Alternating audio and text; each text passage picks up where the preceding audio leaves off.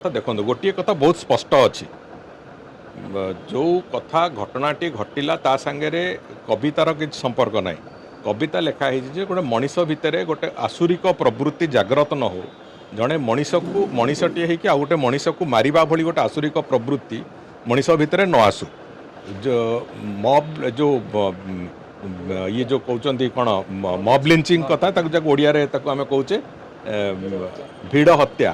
भिड़ हत्या भली दुर्भाग्यपूर्ण कथा कौन जगार न हो ये कथा पाई से कविता उद्दिष्ट थिला सेतिपई ताकू जे कवितार क अक्षर न बुझंती से माने ता उपरे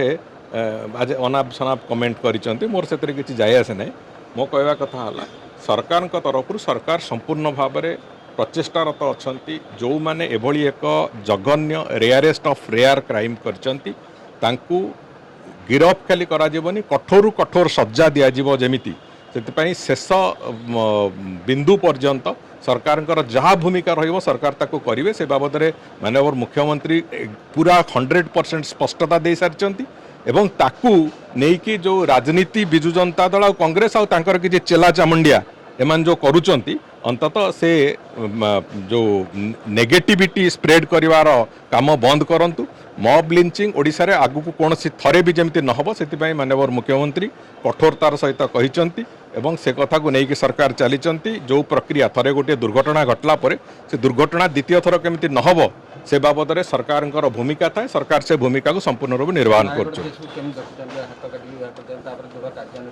पूरा पूरी जो जो घटना गोटे घटी कौ जगार दृढ़ कार्यानुष्ठान है नहीं